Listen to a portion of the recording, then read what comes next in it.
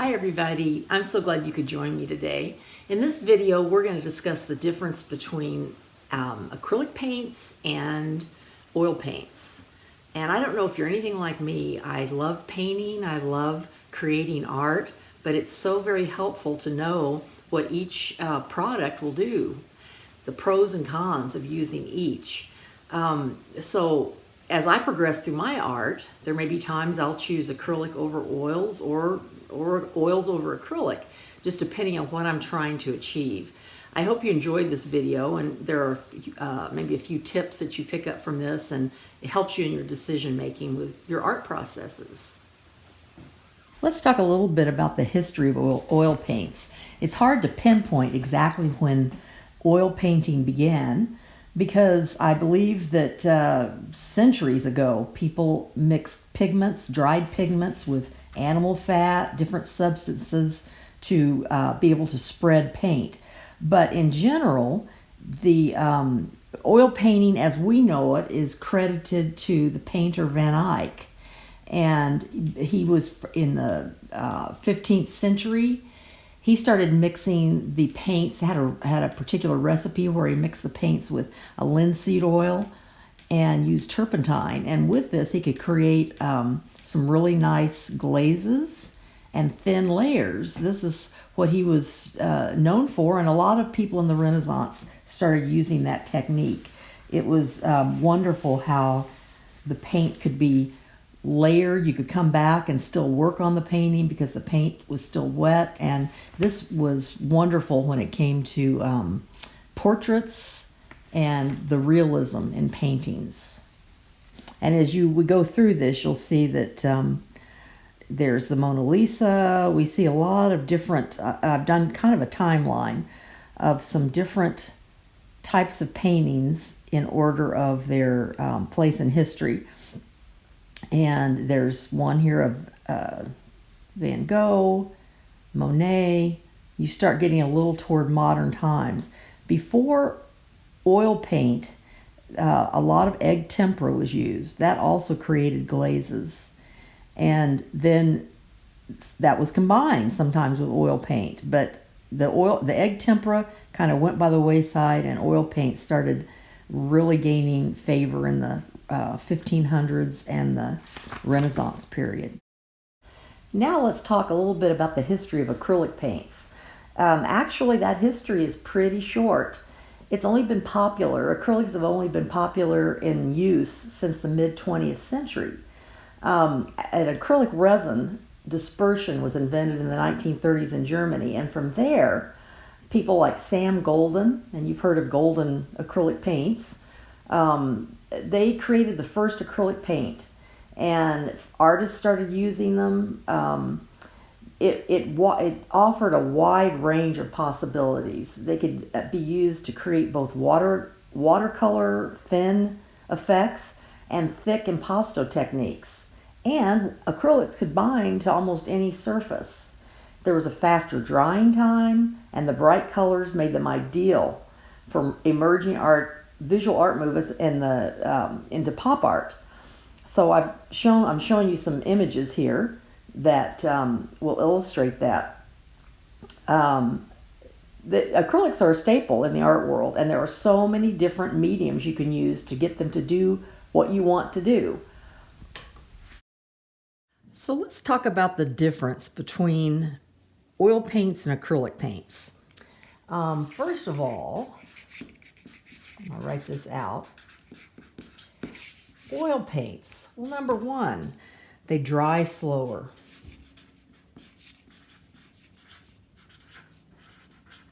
Now, that can be a detriment, depending on what you're wanting to do, or it can be a positive.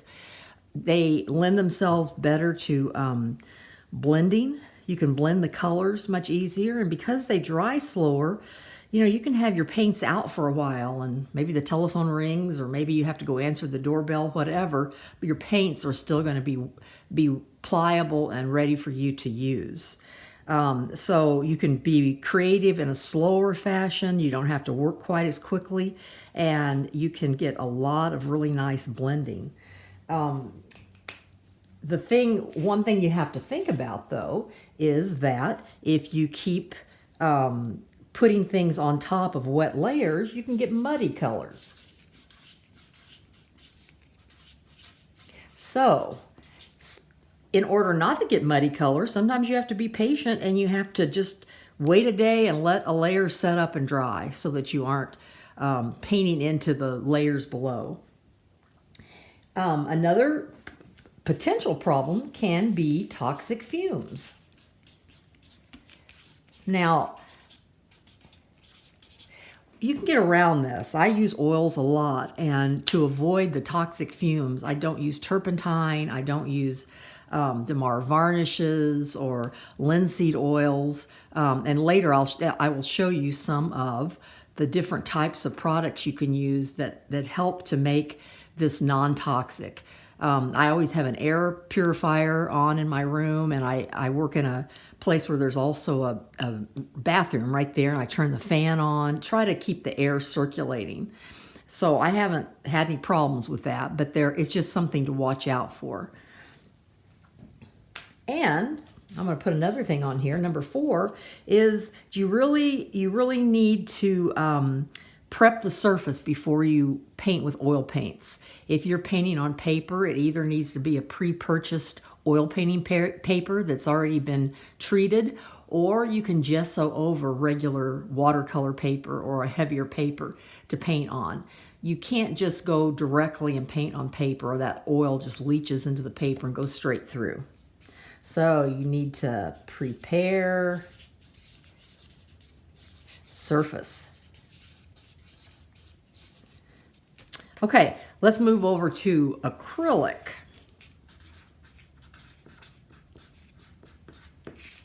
Acrylic dries fast.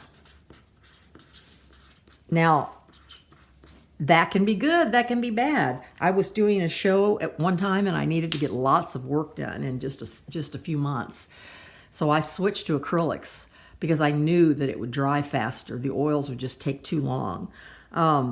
But so that can be something good, something bad. If you are putting your paints down and you turn around for a second or two, that's all going to be dry. Even in the midst of blending, trying to blend colors, it'll dry up on you. So there are different mediums you can add, different things you can add to it that will help retard the drying time so it won't dry quite as fast. But in general, acrylic paint still dries faster, and it will create kind of a skin over the surface. And you can use that to your advantage, so it just depends on what you're wanting to do. Another thing is that if you're wanting, I don't think of acrylic paint as doing blending as well, but you can get crisp edges.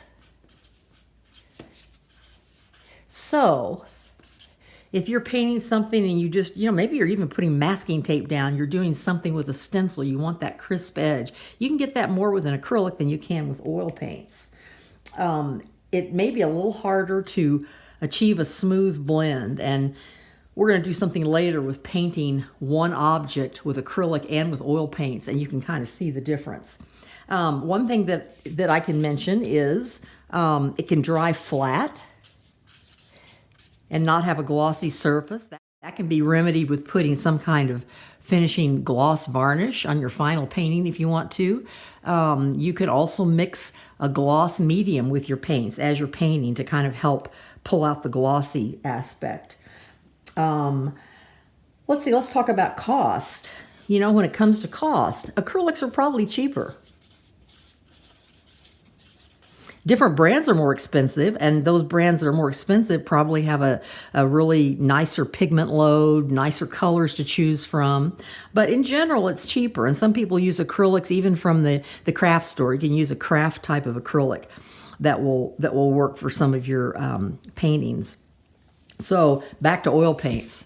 Oil paints, we're going to say they're a little more expensive.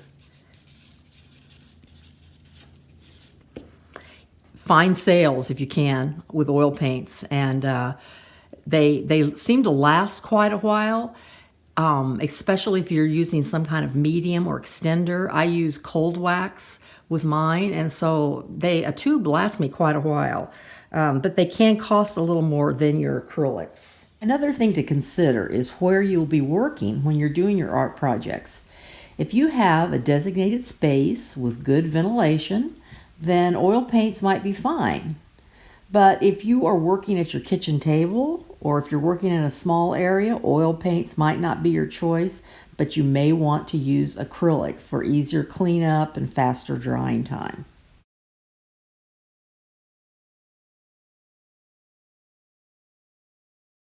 Here are some examples of oil paints that I want to show you. I'm focusing kind of on Gamblin brand. That's one of my favorite brands. They're made in, I believe, Portland, Oregon, and they are a good brand with good customer service, and I like the compatibility of all the products in their line. So here are some that I'm showing you. I want you to notice the one in the middle, 1980. When you find that, that means that it's student grade, and there's nothing wrong with the student grade. It just means that maybe the pigment load isn't quite as intense. There may be just some small, slight differences, but basically it's still a very good paint to use. Here are two different types of Gamblin brand mediums that I wanted to show you. The top one is a Galkid product that when you add it to your oil paints, it helps speed up the drying time. Now, it won't be as fast as acrylics, but it helps speed up the drying time. And it's kind of a thick gel that you can continue painting in a thick impasto type way with it. Then the one below it is a solvent-free medium, and it doesn't have the fumes. It is it's just safer, so I've used that one a lot too, and it aids in transparency. Both are good products. Next product is Gamsol by Gamblin.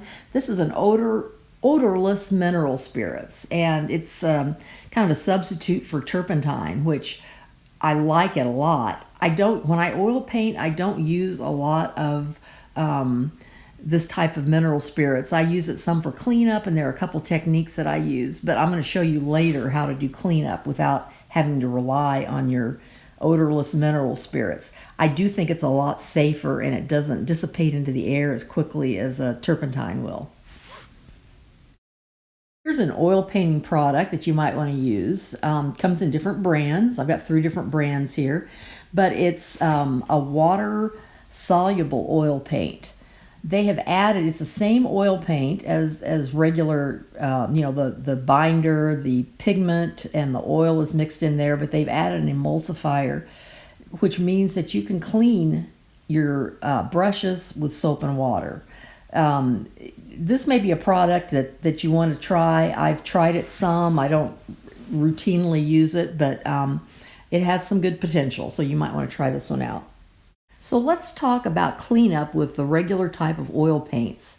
Like I said earlier, I don't solely rely on odorless mineral spirits to clean my brushes. What I do is I collect old phone books, anything like that with the papers I want to throw out, and I use baby oil. This could be a cheap cooking oil, but I just grab baby oil at the dollar store.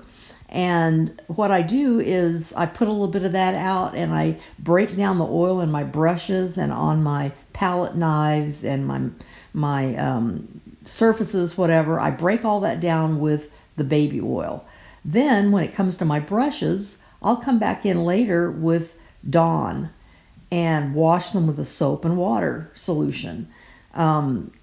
So I'm not suggesting that you use the baby oil as a medium for your oil paints. You can't do that. But you can come in and clean up your oil paints without using odorless mineral spirits. And to me, this is just a little bit safer and not as toxic. Here's just a quick demo of how I clean my brushes. Remember, I was telling you about the baby oil. I put it in a container like this so I can squeeze it out. I take an old book of some sort, telephone book, and this has got oil paint. So I'm going to just break down that oil paint with more oil.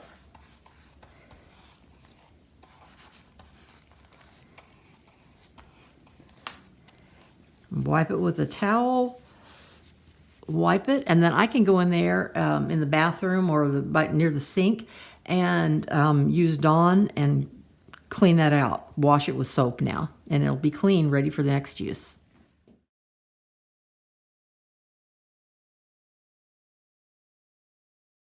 Here are some examples of acrylic paints. I've got some tubes of heavy body acrylics on the bottom that you can see, and then on the top I have something that says Golden Open. And this is a type of acrylic paint that stays wet longer. I still don't think it has the consistency and the smoothness of oil paints, but it's very helpful when you don't want things to dry up so quickly. Another type of acrylic is the fluid acrylics. These come in 2 different sizes of bottles, and these are wonderful if you are doing maybe thinner layers. You don't want the thick type of acrylics that you might paint on a canvas. This might be something that you're doing on paper.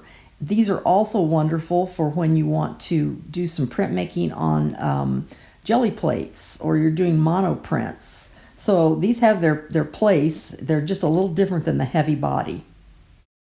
These are some mediums that you can add to your acrylic paints. There are tons of products out there. I've just laid out 4 to talk about. I use matte medium a lot, which is the one on the far left. This is something that is a low gloss, is an acrylic extender. Then you've got your regular gel gloss, which is clear drying, and it's for a heavy body acrylic medium. So that means your texture is going to be different when you add it to your paint. There's satin glazing liquid, which if you want to just put a thin glaze over a painting, you can use this mixed with the color. Then we have the retarder, which is on the far right. That is another one that will slow down the drying time. So there's lots of products out there to try. It's just up to you to research and find out which one you like the best for your particular purpose.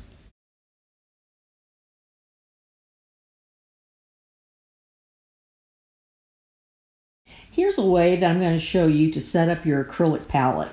This is a container that I had really for watercolors, but it has a lid on it. So what I did was to take paper towels and just double, triple them up, and I laid them in the very bottom of the little trough.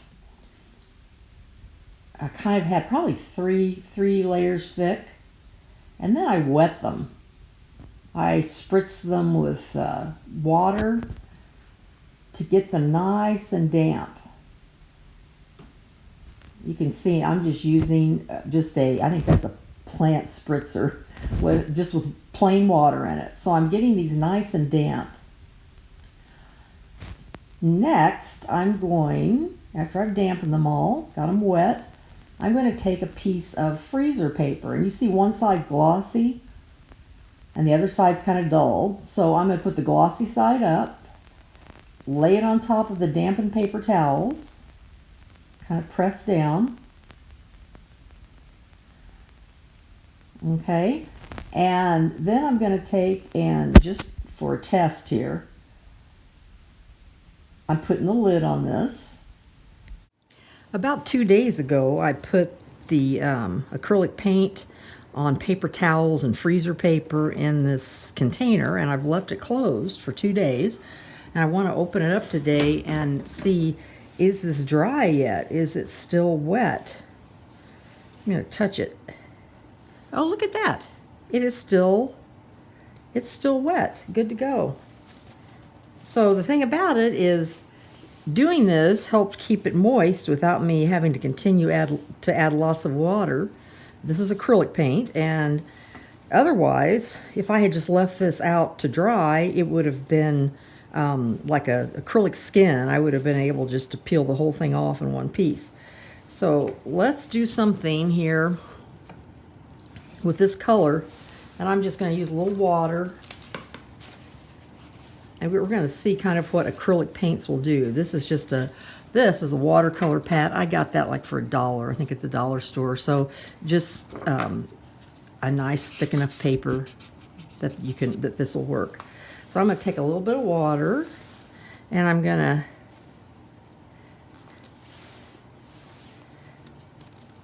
do something that is like a watercolor wash. With acrylics, what's neat is it's like what you can make it like watercolor, but when this dries, it's not going to reconstitute when you wet it again. So what I'm saying is that it will be stable on your paper. And if you come in with more watercolors over the, more acrylic washes over the top, it's not going to fade this blue that's underneath. Next, I'm going to mix some mediums with this. This is a coarse molding paste, and you can actually mix it with the paint. This is going to allow you to have impasto type painting.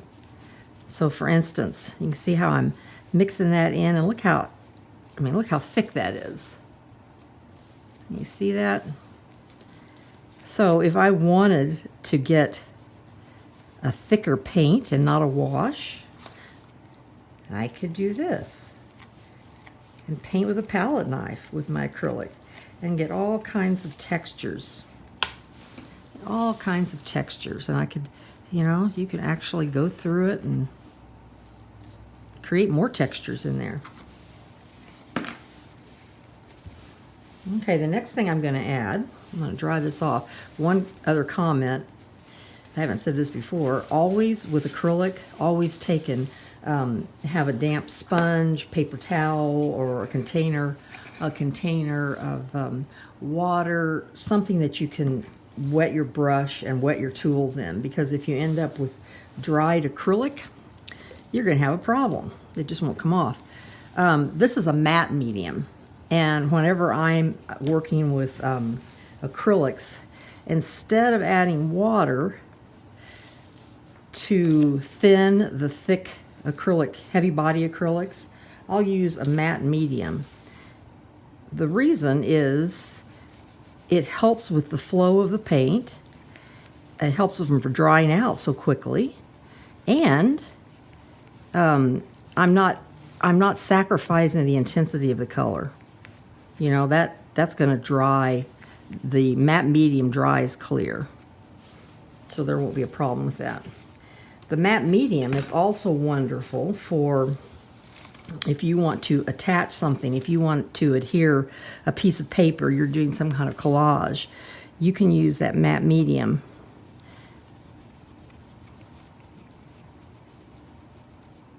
Okay, here's a way to attach a piece of collage paper. If you wanted to use this, the matte medium, or you could use a gloss, but use that as kind of a glue.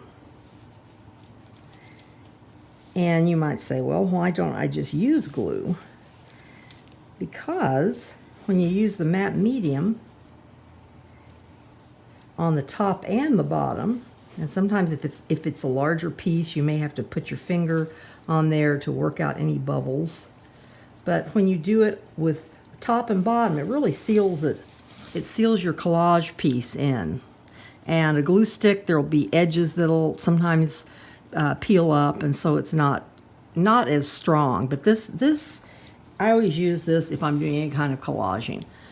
The matte medium. Here's something I want to show you about the difference between the watercolor and acrylics. Even though you can use acrylics as a wash, you can use it as a watercolor. It's a little different. If, like these are dried up watercolors that I haven't used for quite a while. But what's neat about them is I can reconstitute those colors by adding water. And if I do that, I can paint again. When I put acrylic out and it dries, I cannot reconstitute it. Now that can be good, that can be bad. If you the lid is just a mess. Let's wipe that off.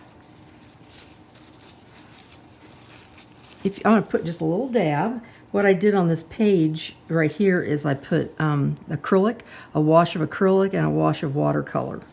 And we're going to see what happens.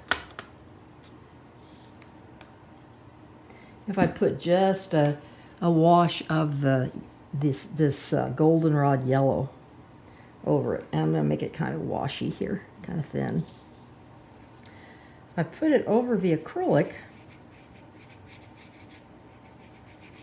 You see the edge? I don't see anything bleeding there because that's pretty well dried into the paper.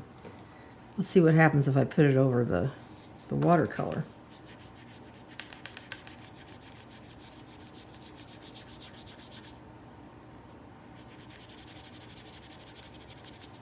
I'm starting to see some of the watercolor. See how it's muddying it up? Some of the watercolor is actually coming up, whereas on this it was a pretty crisp line. So just something to keep in mind when you're choosing your supplies with what you want to do with your art, with your painting. Now I'm going to close this up, my watercolors, but I know I'm going to have to wipe that out because that'll just be one hard piece of paint if I don't. Here's a painting that I did a number of years ago. It was with acrylic, and I used the liquid fluid acrylic, the golden fluid acrylics. They have a really nice saturation of color, and it's not like what you squeeze out of a tube. It is a little more fluid. So what I did with this, instead of using a brush, is I used something, a gift card, a credit card, something with a real hard edge to it. And I'll show you just a little bit and how I did that. Ugh.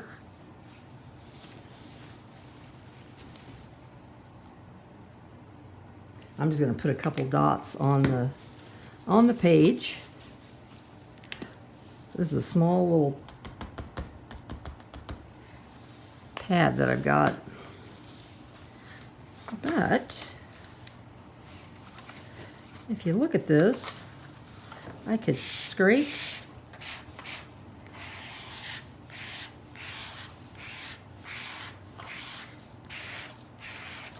and if you've got a texture underneath, it's going to pick up some of the texture. If you've drawn anything underneath, it will pick up some of that. Some of that will show through. So this is just a fun way to move the paint around. You can, use brushes, but you can use other tools that you have around the house. So I just wanted to show you that real quick.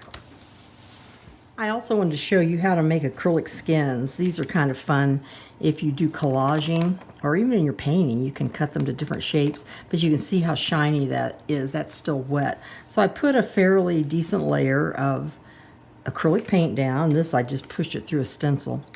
And I'm going to let these dry, and when they get totally dry, I'll show you how you can peel them off and cut into them and cut shapes and use them as collage material. Let's get back to the acrylic skins I was showing you earlier. Remember how I said when I first put it down it was wet? Well, these have dried overnight, so the acrylic is dry. I put one thick layer, but if you're ever making acrylic skins, I would say at least 3 layers. I hope that these aren't too thin. But what you can do is, let's say I can cut them. Let's say I want to cut, I'm going to cut just a shape. And let's see if I can peel this. Yeah, there it's coming off. You see that? This will peel off. And that skin can be used on a painting or a project. It can be used as you would use collage materials. You can adhere it with your acrylic mediums. This is kind of a fun technique, and you might decide this is one that you want to use with your paintings.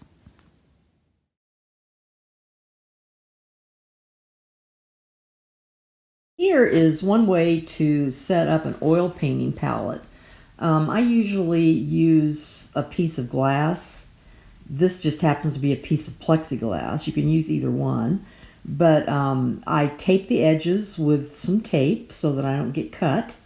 And I use a flat blade razor to scrape off the paint when it starts drying and to clean the palette. This is what I keep on my table at all times, and I just keep reusing it just time and time again. Another option is to use a disposable palette pad, and you can do this for oils or acrylics. And you can also use the freezer paper. Remember I was showing you how it can be slick on one side and dull on the other. You tape a piece of the freezer paper on your table.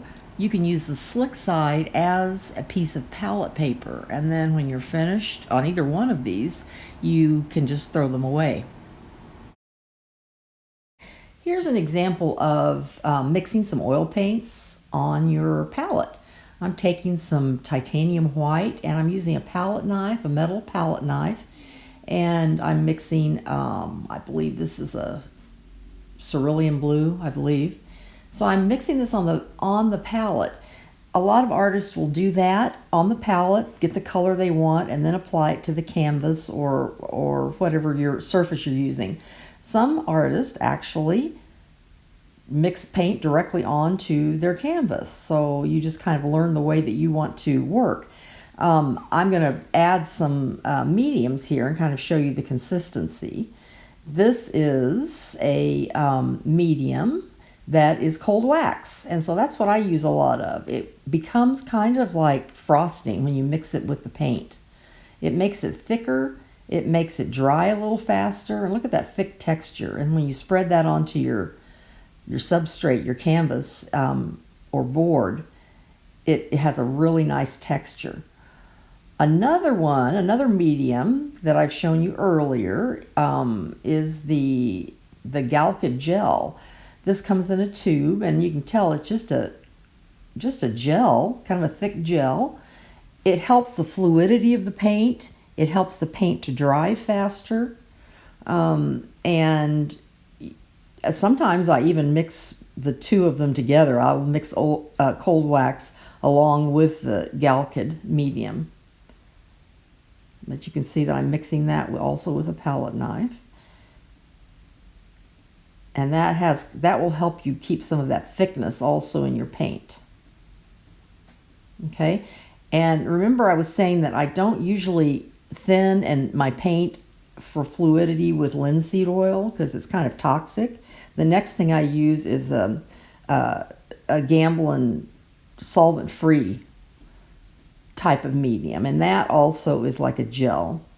And it just helps loosen up the paint so it's easier to spread with a brush or a palette knife onto your substrate. And you can see I'm just mixing a little bit of paint with that. I think that was ultramarine blue.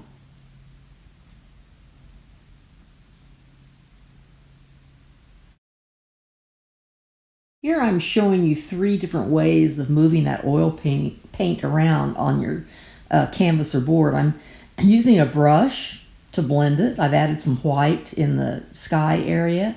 And so you can see how I can kind of blend that with a brush and feather it out. It's not drying. It's still very pliable, and I can move it around. Then I'm going to come in and I can take my finger. Notice how I'm using gloves. I always use gloves when I do the oil paints, just for protection. Then I'm going to come in with a brayer. This is just a small brayer, but I want to feather that out even more, that white. And I can kind of feather it out with this little brayer that I have. So these are just a couple, 3 ways that tools you can use for your oil paints. I want to give you a glimpse of just a painting that I've started working on. This is a 3-foot painting, so it's rather large. And sometimes people will ask, can you mix acrylic and oil paint together? Well, the answer generally is no. But in this case, what I'm doing on an underpainting is putting acrylic down first and making marks and lines. This isn't what the painting is going to look like. It's just an underpainting to get some color on the white board.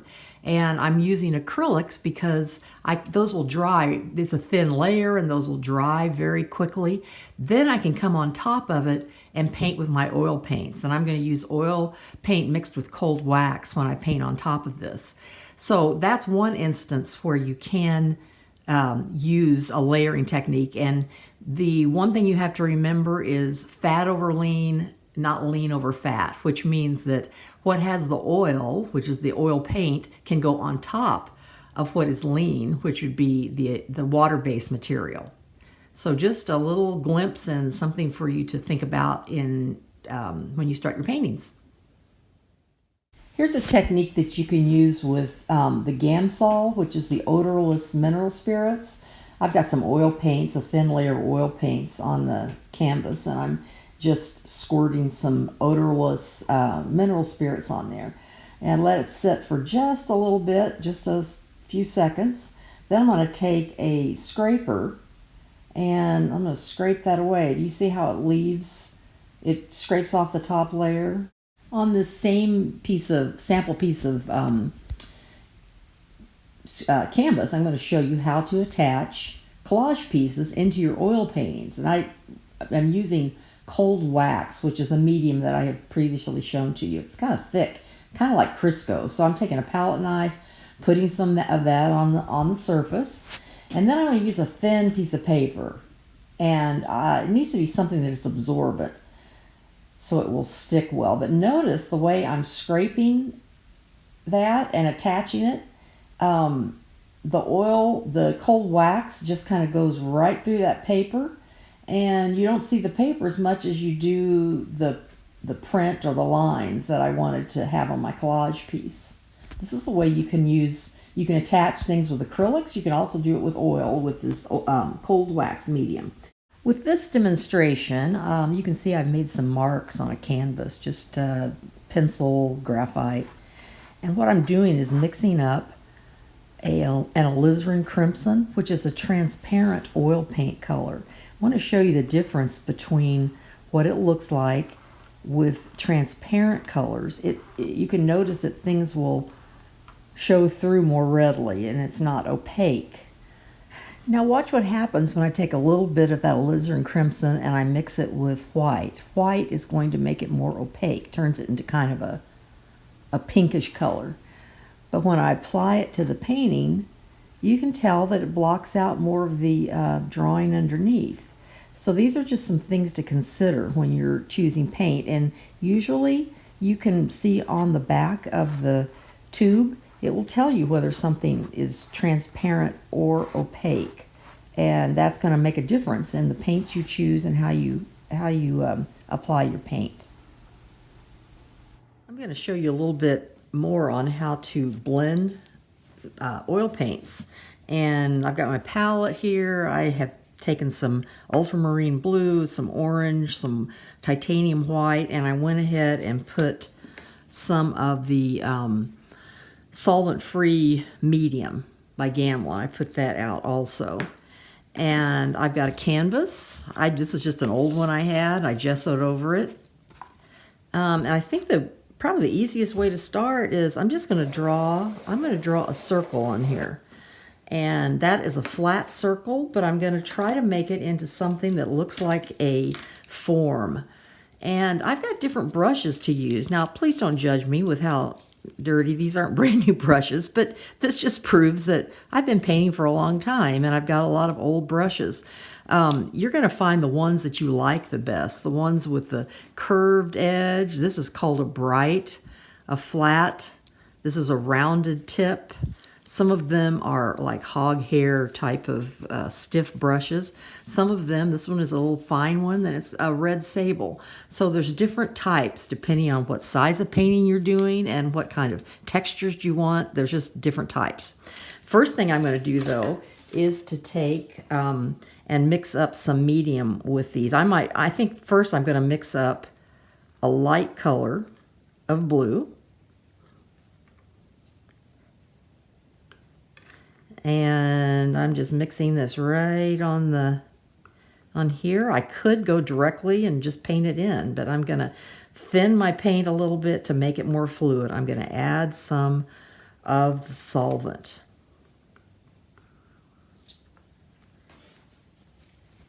Wipe my palette knife. I'm going to take this bright, and I'm going to go ahead and just paint some of this. Let's pretend that the light source is coming this way. Okay, it's coming down that way. So I'm going to go ahead and just paint this on. And the creaminess is wonderful. It flows on very nicely.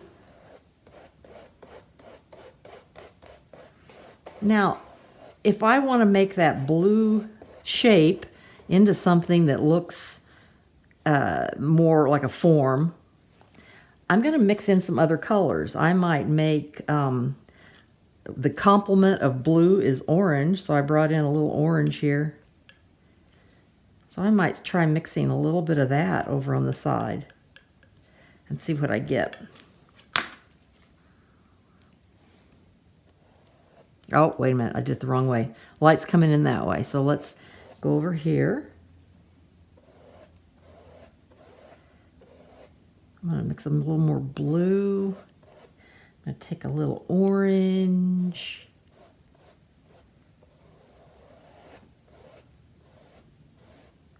Part of this is if you lift your brush and you know, if I'm pressing hard, it's going to make a mark. If I lift it, it's going to make another mark. It's going to soften it. And I think you've seen on some of the others, I was taking my finger. I can come in with some more of that.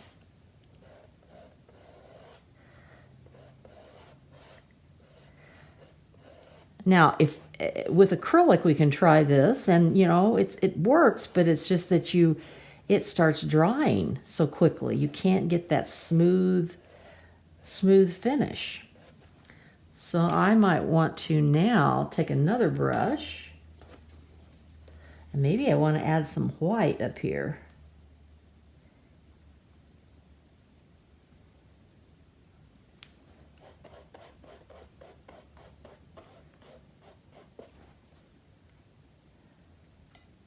The idea is that you can keep painting with this and keep adjusting.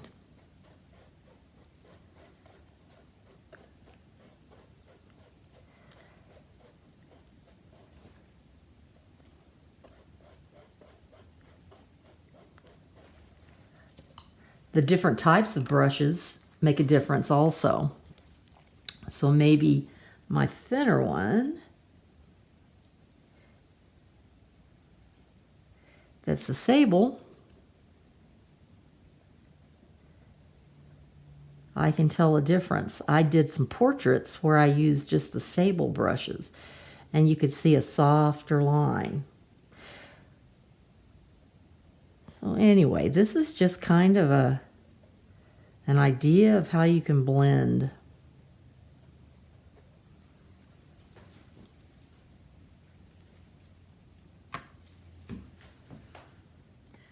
Now let's try it with a palette knife and see what happens.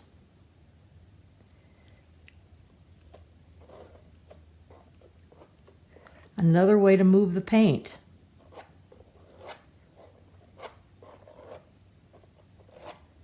Palette knife probably goes on a little thicker than the paintbrush does. You have plenty of time to work with this though. You can come in and do some scraping and even out the areas.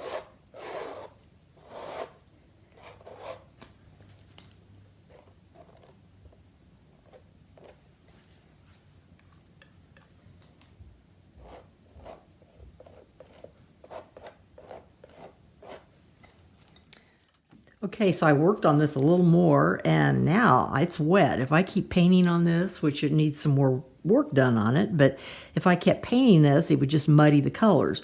But you can tell to try to make this look three-dimensional, I did some shading with different colors under here, created a tabletop with the shadows, the dark behind the light area helps it kind of pop out. Kind of the edge of the table, the shadow. But the thing that's just interesting is how I can still go in there, you know, and make marks. I can take my finger, which I love to do. I love taking a finger and making marks. I could come in maybe by tomorrow or the next day, I could come in and start adding more on top of this to build layers, to tighten up on it if I wanted to make it look super realistic, change some of the colors.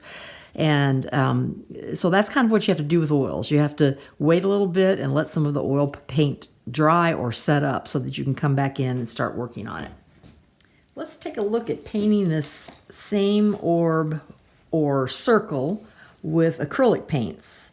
And I've got my titanium white, this is ultramarine blue, and this is a cadmium orange.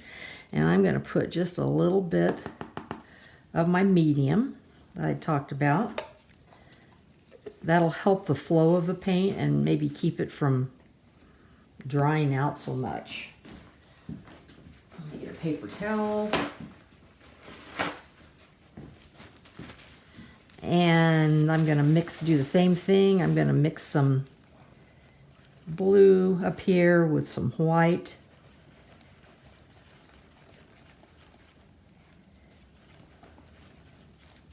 There is a lack of creaminess to this, and you know, it's great. I mean, it's fine, but just be aware it feels different.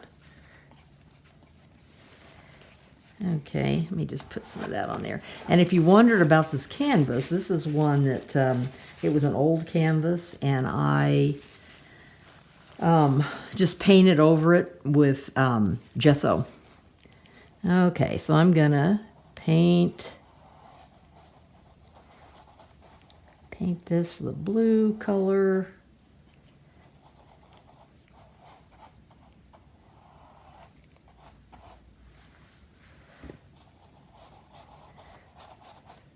I feel like it's already starting to dry out, but I'm adding some more of the medium to it.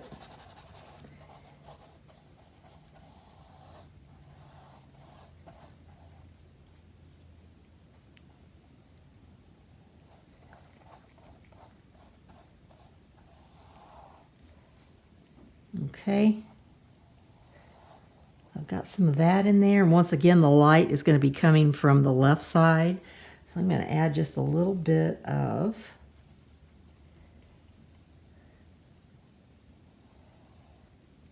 blue and orange.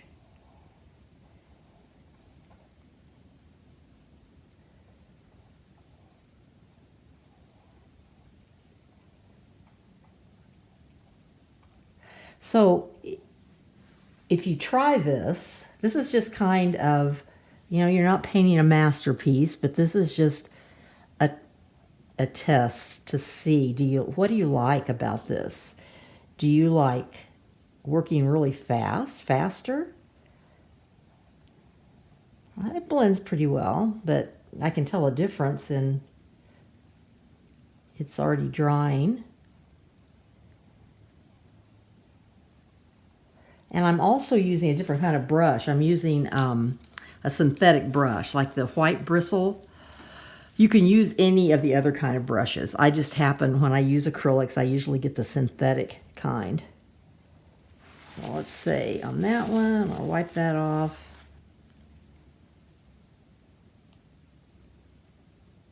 Put a little white.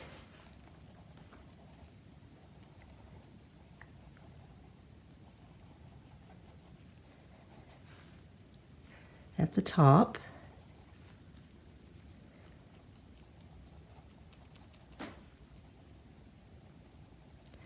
And try a little blending.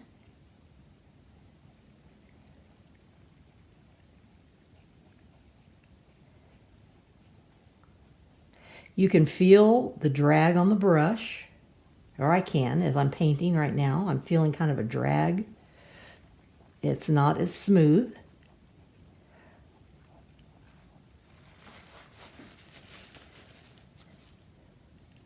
So let me work on this a little while longer, and then I'll come back and show you what I've come up with painting this with acrylic.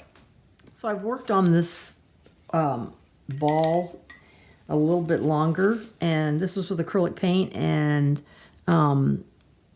it's fine, but it's still not, the blending is just different. It's just different than it is with oil. So I wanted to kind of take you through that and show you the differences. I'm going to do another version of an orb or a ball, but I'm going to do it with some flat acrylics and see if we can come up with something different and more graphic that way. Here's another example of the same circle or ball, and I used acrylics and I just tried to be more graphic and lay in flat colors instead of trying to blend. So just another idea, just something to try and think about. Thank you for joining me today. I hope you enjoyed this video and learned some tips on the types of paints to choose for your next art project. Have fun painting!